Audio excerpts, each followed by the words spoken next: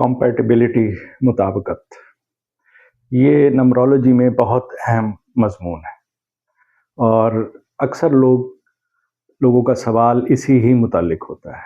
चाहे वो कॉम्पैटिबिलिटी इंसान की अपनी साल के साथ हो, दिन के साथ, तारीख के साथ हो, या उसकी कॉम्पैटिबिलिटी किसी शख्स के साथ हो तो पार्टनर्स के दरमियान हो, या मैरिज के लिए कॉम्पैटिबिलिटी, या हम किसी शख्स से मिलने जा रहे हैं तो उसके साथ हमारी कॉम्पैटिबिलिटी लेवल क्या है।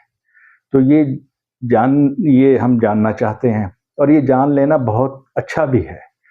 वो इसलिए कि हम किसी से मिलने जा रहे हैं, अगर हम उसके मुतालिक पहले जान लेते हैं कि क्या हम उसके साथ कॉम्पैटिबल हैं, और अगर नहीं है तो फिर हमें आज क्या करना चाहिए, अपने अंदर क्या तब्दीली लानी चाहिए। और इसी तरीके से शादी एक ऐसा अहम मौजू है, एक ऐसी अहम इवेंट है ज़िंदगी का, जो ज़िंदगियां या संवार देता है या फिर मुश्किलात में डाल देता है।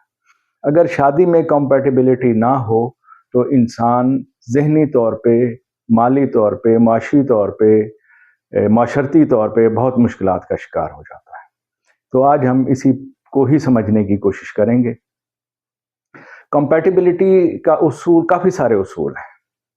आज हम जो उसूल पढ़ेंगे वो डिजिट्स पे मबनी है। डिजिट्स को पढ़ने के लिए कई लेयर्स हैं। सिंपलेस्ट तरीका भी है और मुख्तलिफ लेयर्स हैं। तो वो लेयर्स हम उनको अनफोल्ड करते हैं कि हमें किस तरीके से कंपैटिबिलिटी के बारे में जानना चाहिए। तो सबसे पहले तो है आपकी डेट, यानी कि जो आपकी डेट ऑफ बर्थ है।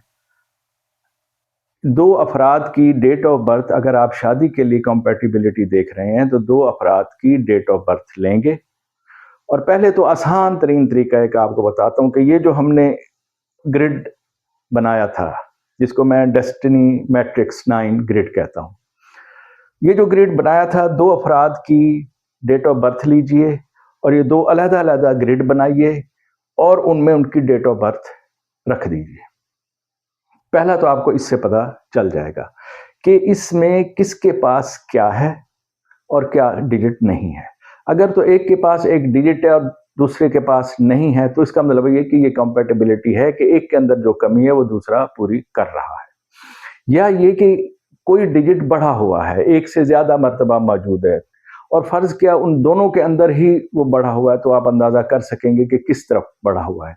फिर आप देखेंगे कि वो पानी में बढ़ा हुआ है, आग में, जमीन में या हवा में। अगर पानी में बढ़ा हुआ है दोनों तरफ से, तो फिर समझ लीजिए कि दोनों बहुत हसास हैं और खामोश हैं और इनकी ज़िंदगी खामोशी से ही गुजर जानी है। एहसास और जज्बात को ये ज़बान नहीं दे सकेंगे। या फायर हैं दोनों, तो फायर अगर कंपैटिबल है तो फिर इसका मतलब कि उनकी ज़िंदगी बहुत तेज़ी से आगे बढ़ेगी, अगर नहीं तो वही फायर उनके लिए मुश्किलात पैदा कर सकती है। सबसे आसान जो कंपैटिबिलिटी का उसूल है वो तो यही है, और उसी में ही आप दो अफराद की डेट ऑफ बर्थ डाल दीजिए और उससे आप अंदाज़ा करने की इससे कोशिश करें, तो आप किसी न किसी नतीजे पे बहरहाल पहुंच जाएंगे। दूसरी चीज़, अब कंपैटिबिलिटी के लिए जो सबसे है अहम, डेट। डेट हमारा माइंडसेट बताती है। हम जिस डेट को पैदा होते हैं वो ये बताती है कि आदमी सोचेगा क्या, सोचता कैसे है, वो क्यों, ऐसा क्यों हम अखज़ करते हैं। उसकी वजह यह है कि एक तो हम ये जानते हैं कि जो नंबर्स हैं वो हमें उस बंदे की आदात व खसाइल, पॉजिटिव नेगेटिव के बारे में बता रहे होते हैं कि ये एक नंबर, इसके अंदर अगर लीडरशिप का मादा है तो हम उसकी नेचर या उसकी सोचने के अंदाज को समझ सकते हैं। दूसरी चीज़, कुछ डेट्स ऐसी आती हैं कि जो दो डिजिट्स पे मबनी होती हैं।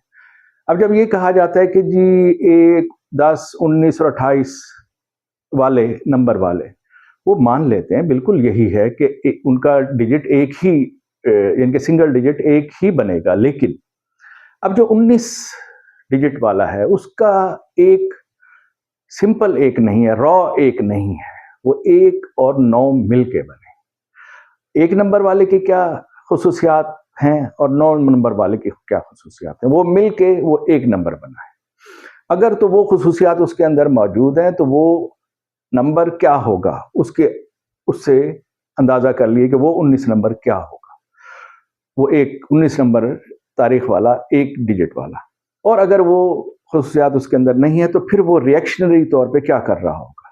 ये दोनों चीज़ें आसानी से आपको मालूम हो जाएंगी। जैसे 28 वाला है, जिसका 28 तारीख है, तो 2 और 8 मिल के बने हैं एक सिंगल डिजिट में। तो इसलिए हम ये नहीं कह सकते कि वो एक वही परफॉर्म करेगा जो सिंगल रॉ एक परफॉर्म कर रहा होगा। इसमें थोड़ा सा फर्क जरूर है, इसको हम आगे इस जितनी भी तारीख है इनको डिस्कस करेंगे। लेकिन वो जो तारीख है वो हमारा माइंड सेट बताती है कि ये आदमी सोचता कैसे। जैसे मैंने अभी 28 की बात की, यानी कि 28 2 जमा 8, 2 से मुराद ये कि हसासियत है, डिपेंडेंसी है। 8 से मुराद जिसको आप कहेंगे कंट्रोल है और हुकूमत है, किसी चीज़ को हैंडल करने का फन है, तो उसके अंदर ये चीज़ें मौजूद हैं। उससे वो लीडर बना है, ठीक है नहीं? तो वो उसका माइंड सेटअप कैसा होगा, 2 का भी माइंड सेट देखें, 8 का भी माइंड सेट देखें, और फिर वो एक जब बना तो उसका माइंड सेट क्या होगा, या सोचता कैसे होगा। उससे आपको अंदाजा हो जाएगा कंपैटिबिलिटी जब हम चेक कर रहे होंगे कि इसकी तारीख क्या है। उस तारीख से हम उन दोनों की ज़हनी हम आगे का मुताला कर सकते हैं, जान सकते हैं। अगला कि उसका साल कौन सा है, जिस साल वो पैदा हुआ है। क्योंकि ये जो डेट ऑफ बर्थ है ये कंपैटिबिलिटी में हमारा पहला चूंकि जीना है, तो हम इसको पूरे थॉरली इस पे जिसको अर्करेजी करेंगे, सोचेंगे, समझेंगे कि ये आखिर ये डेट जो 2 डेट्स ऑफ बर्थ हमारे पास आई हैं, इनके ट्रेड्स क्या हैं, ये कैसे सोचते हैं, इनका लाइफ पैटर्न, यानी कि ये जो जिंदगी में आए हैं तो इनके जो साल हैं वो क्या बता रहे हैं कि इसका थीम, लाइफ थीम क्या है और इसका लाइफ थीम क्या है, ठीक है ना। फर्ज क्या, एक का लाइफ थीम 1 हो और एक का लाइफ थीम 7 हो या 2 हो, तो जाहिर है कि उनके दरमियान मुश्किलात खड़ी हो सकती। तो इसलिए दूसरे नंबर पे जिस चीज़ को कंपैटिबिलिटी में हम देखेंगे वो है ईयर, क्योंकि वो उसका पूरी ज़िंदगी का लाइफ थीम बता रहा है। डेट उसकी सोच बता रही है और साल उसका डायरेक्शन या लाइफ थीम बता रहा है। अच्छा, उसके बाद है पर्सनल ईयर नंबर, यानी कि जो हमने पहले तारीख को देखा, फिर हमने साल को देखा, अब हम पूरी तारीख का मजमुआ निकालेंगे और उसको सिंगल डिजिट पे ले आएंगे। वो है life path number. Life path number जो कि डेस्टिनी भी है, उसमें ये सब कुछ शामिल है कि वो आदमी सोचता कैसे है, उसका लाइफ थीम क्या है, उसमें ये सब कुछ शामिल है। और उसको अपनी सोच और अपने लाइफ थीम के साथ मिलके क्या बनना है, वो सिंगल डिजिट वो बताएगा। और अगर वो सिंगल डिजिट कुछ और बता रहा है, कि वो बता रहा है कि जी ये 8 नंबर है और इसके अंदर कंट्रोल, पावर, किसी चीज़ को सोचने समझने की सलाहियत कायम करने की है इसके अंदर, और वो ऐसा परफॉर्म नहीं कर पा रहा, तो फिर उसको देखना पड़ेगा कि उसकी डेट क्या कहती है और उसका ईयर क्या कहता है। उसकी वो अगर अपनी डेट वाले अपने ट्रेड्स पे आएगा, या जैसे फर्ज के 28 है, तो अगर 28 वाले ट्रेड्स पे आएगा, एहसास जमा कंट्रोल पे आएगा, तो वो बनेगा 1। फिर उसके बाद वो ईयर पे आएगा, ईयर जो कुछ बता रहा है उसके डिजिट को लेके कि वो डिजिट की डिमांड क्या है, कि वो कैसे बिहेव करे तो इस ये डिजिट बनता है। तो फिर वो आएगा अपने लाइफ पाथ नंबर पे कि अगर कोई चीज़ सही तरीके से नहीं चल रही तो फिर वो उसको लाइफ पाथ को ठीक कर सकेगा, अपनी डायरेक्शन को सही लेके जा सकेगा। तो इसलिए लाइफ पाथ नंबर दोनों का, जिनकी हम कंपैटिबिलिटी चेक कर रहे हैं, दोनों का बहुत ज़रूरी है। वो फिर हमें उस लाइफ पाथ से पता चलेगा, इस ग्रिड से, कि उन दोनों के दरमियान आया एक फायर है, दूसरा वाटर है, या एक अर्थ है, दूसरा एयर है, तो उससे भी हमें अंदाज़ा हो जाएगा। वो हो गई तीसरी लेयर, यानी कि पहला तारीख, दूसरा ईयर और तीसरा लाइफ पाथ नंबर। इसके बाद आता है personal year number. Personal year number, जो लाइफ पाथ नंबर है वो परमानेंट है, जो पर्सनल ईयर नंबर है वो आरजी है, जो टेम्परेरी फेज है, वो उसी साल का ही फेज है कि आपकी डेट जमा, महीना जमा, उसी वही साल को जमा कर लेंगे, उसका सिंगल डिजिट ले लेंगे कि इस साल, अब यहां से हम अंदाजा करेंगे कि ये वाला साल हमारे लिए कैसा है। अब हम अपनी कंपैटिबिलिटी चेक करेंगे या दो अफराद की भी चेक कर सकते हैं, ये इनके लिए कैसा है, या इनकी लाइफ के लिए कैसा है, इस पार्टनरशिप के लिए कैसा है, इस मैरिज के लिए ये कैसा साल साबित होगा। या फिर हम अपना भी देख सकते हैं कि ये साल हमारे लिए कैसा साबित होगा, अपनी कंपैटिबिलिटी, कि हमारा हमारी डेट ये है, ईयर ये है, लाइफ पाथ नंबर ये है, और इस साल का डिजिट ये आ रहा है। तो उसको फिर हम इससे चेक करेंगे, यानी कि उस पर्सनल ईयर नंबर को इसमें डालें, आपको पता चल जाएगा कि उस साल, यानी कि आपके लाइफ पाथ नंबर में बाज़ औक़ात जो मिसिंग डिजिट्स हैं वो बाज़ औक़ात हमें उस ईयर में मिल रही होती है, ठीक है ना। तो फिर हम उसको उसमें डाल के देखेंगे कि हमारा ये वाला साल कैसा जाएगा, क्या वो डिजिट्स जो हमें मिल रहे हैं हम उसको पूरी तरीके से इस्तेमाल कर सकेंगे, कि हमें इस साल हमें ये अपॉर्चुनिटी मिलेगी इस डिजिट की वजह से, तो क्या हम उसके लिए तैयार हैं। अगर नहीं है तो हमें रहना चाहिए, हमें उसके बारे में सोचना चाहिए। और हमें ये देखना चाहिए कि फ़र्ज़ किया एक डिजिट बार बार आ रहा है, जो कि तारीख और महीने का तो चेंज नहीं होगा और ईयर का चेंज हो जाएगा। अब फ़र्ज़ किया एक का साल है 1999, उसमें 3 दफ़ा 9 आ गया। अब जो 2026 है उसमें तो 9 है ही नहीं, इसका मतलब ये कि अब वो 9 की जो 3 दफ़ा उसके लाइफ पाथ नंबर में वो इस साल नहीं होंगे। तो इस तरीके से आप देखें कि इस साल क्या मिल रहा है, तो टेम्परेरी तौर पर इसको भी हम देखेंगे। और जो असल चीज़ है, असल चीज़ date, year, life path number, personal year number, और उसके बाद जो मेन जिस पे फोकस होना चाहिए वो है एलिमेंट्स, क्योंकि ये है किसी शख्स के अंदर एनर्जी। अगर तो ये कॉम्पैटिबल हैं और दूसरों हल्के हैं तो चल जाएगा, लेकिन दूसरे कॉम्पैटिबल हैं और ये बिल्कुल नहीं है तो ये नहीं चलेगा, ये कॉम्पैटिबिलिटी अच्छी नहीं है। यानी कि आप जब भी किसी कॉम्पैटिबिलिटी को देखें तो उसमें एलिमेंट्स पे ज़्यादा फोकस करें, इनका एलिमेंट्स क्या बता रहा है। इसी तरीके से जैसे ये डिजिट्स में है वैसे हरूफ में भी ऐसे एलिमेंट्स आएंगे, वो भी हम पढ़ेंगे। तो ये बहुत ज़रूरी है कि ये देखना कि इनके एलिमेंट्स क्या कह रहे हैं, क्या ये एलिमेंट्स कंपैटिबल हैं, न्यूट्रल हैं, या बिल्कुल एक दूसरे के खिलाफ, तो ये हम देखेंगे। तो इसी तरीके से जैसे मैंने ये यहाँ लिखा भी है, आगे इसको डिस्कस करते हैं। तो इसी तरीके से ये मैंने numbers, best match, neutral and clash, ये मैंने निकाला है। तो इसको ज़रा देखते हैं। जैसे एक नंबर के लिए जो बेस्ट मैच है वो 2, 3 और 8 है, 2, 3 और 8 है। वो क्यों है? अब इसको आप इसको ना भी देखें तो अगर थोड़ी सी हम अर्करेजी करें, जहन लड़ाएं, तो हमें अंदाज़ा हो जाएगा कि क्यों है। अब जो एक नंबर है वो है फायर, वो हम पढ़ चुके हैं कि उसके ट्रेड्स क्या हैं एक नंबर वाले के। तो उसी हिसाब से जो 2 नंबर है ये है 2 नंबर, ये वाटर है, एहसास का, स्पोर्ट का। ये स्पोर्ट लेता भी है और देता भी है, दूसरों के बारे में एहसास रखता भी है, करता भी है, ठीक है ना जी। तो जब इसके साथ ये मिलेगा, और 3 ये है नॉलेज एयर, और फिर है 8 ये कंट्रोल कह लें या हुकूमत कह लें। और चूंकि एक लीडर है, लीडर के पास अगर एहसास, नॉलेज और कंट्रोल, हुकूमत होगी तो समझ लीजिए कि ये बेहतरीन मैच। अच्छा, 5 नंबर क्यों न्यूट्रल है? क्योंकि ये बैलेंस का नंबर है, एयर है, तो इसलिए ये भी अगर साथ हो तो ये एक को ज्यादा, क्योंकि एक है ही फायर तो एयर उसको सपोर्ट करती है। जो चीज सपोर्ट उसको नहीं कर रही वो 4 नंबर और 6 नंबर है, क्योंकि 4 नंबर अर्थ है, ये स्ट्रक्चर का अर्थ है, ठीक है ना। ये स्ट्रक्चर मीन के इन लोगों के अंदर कैपेसिटी या कैपेबिलिटी की भी एक एवरेज रेशो होती है, और ये एवरेज रेशो वाले नहीं होते एक नंबर वाले। और इसके साथ ही ये 6 नंबर है, ये है फैमिली, यूं समझ लें कि एक खास दायरे में रहने वाले लोग, जबकि 1 नंबर वाले खास दायरे में रहने वाले नहीं होते।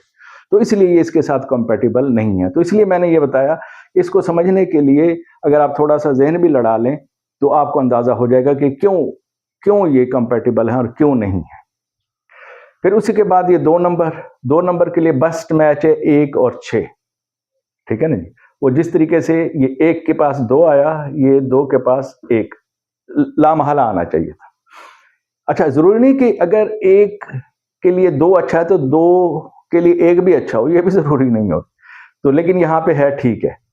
और उसके साथ ही 6 नंबर, यानी कि 2 नंबर चूंकि पहले वाटर है और ये सेंसिटिविटी का वाटर है, तो उसके साथ जब जरखेजी का और जिसको कहना चाहिए फैमिली और रिलेशनशिप्स का वाटर रहेगा तो वो सोने पे सुहागा है। और उसके साथ ही साथ अगर उसके पास लीडरशिप आ गई तो वो उस चीज़ों को साथ लेके चल सकता है, उसके अंदर ये कैपेसिटी कैपेबिलिटी पैदा हो जाएगी। उसकी वजह एक और भी है, क्योंकि ये बजाते खुद चूंकि वाटर हैं, लिहाजा कूल काम रहना चाहते हैं अलहदा एक साइड पे पीछे। तो जब इनके पास लीडरशिप आएगी तो इनके अंदर थोड़ा सा एग्रेशन आएगा।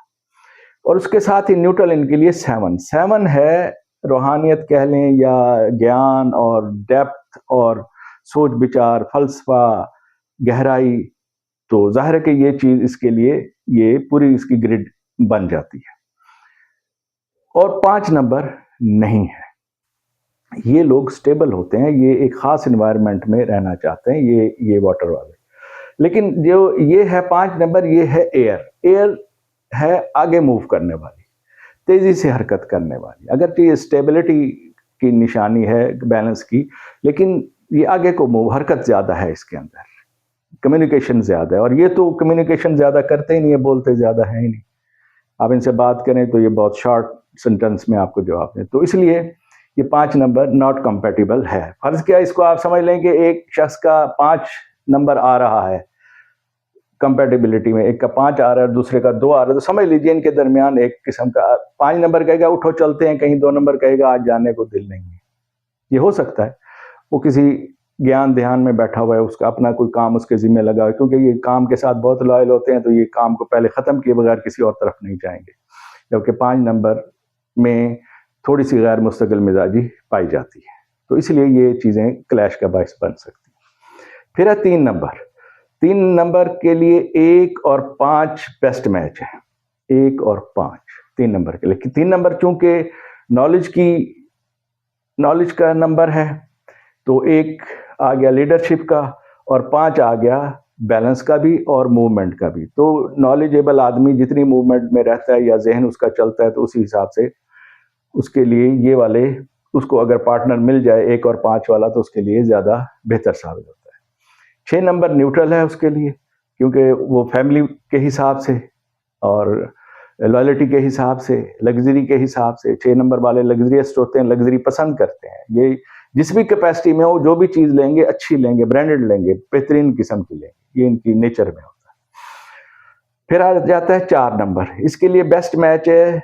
अच्छा, ये 3 नंबर का जो क्लैश है वो 4 और 8 के साथ है, 4 और 8 के साथ। वो इसलिए कि ये नॉलेज रखने वाले लोग हैं। जो नॉलेज रखता है वो बंदा दूसरों को कंट्रोल करना या उसको पुश करना उसको समटाइम्स अच्छा नहीं लगता, और उसके साथ ही स्ट्रक्चर या एवरेज चीज़ें वो पसंद नहीं करता। नॉलेज वाला बंदा है तो एवरेज चीज़ें वो पसंद ही नहीं करता। तो इसलिए अगर कोई एवरेज कंपैटिबिलिटी में आ गया पर्सन, उसके लिए तो मुश्किल खड़ी हो सकती है, क्योंकि वो नॉलेज रखने वाला है, तो इसलिए वो आगे को बढ़ेगा। नंबर 4, 6 और 8 उसके लिए बेस्ट मैच है, 2 उसके लिए न्यूट्रल है, 1 और 3 के साथ उसका 4 का क्लैश है। सेम एज जैसे 3 का 4 के साथ क्लैश है, वैसे ही 4 का 3 के साथ भी क्लैश है। तो ये क्लैश जब दोनों में मौजूद है, या तो हम कहें ना इस कंपैटिबिलिटी को देखते हुए भी एक के लिए एक बेहतर है लेकिन दूसरा उसके लिए बेहतर नहीं, चले फिर भी चल जाएगा। यानी कि बीवी ऐसी मिल जाए जो खामद के लिए बेहतर है, या खामद उसको अगर लिफ्ट नहीं करवा रहा, तो बहरहाल ये हमारे माशरती सेटअप के हिसाब से चल ही जाएगा। तो लेकिन अगर दोनों का एक ही टकराव आ जाए तो मुश्किल हो जाएगी। फिर आ जाता है 5 का है बेस्ट मैच है, 3 और 7 न्यूट्रल है, 1 और क्लैश है 2 और 6। फिर 6 नंबर है, इसका बेस्ट मैच है 2 और 4, और इसका 3 नंबर न्यूट्रल है और क्लैश है 1 और 5। फिर आ गया 7 नंबर, 5 और 9 इसका बेस्ट मैच है, और 2 इसका न्यूट्रल है और 3 इसका क्लैश है। 7 नंबर का,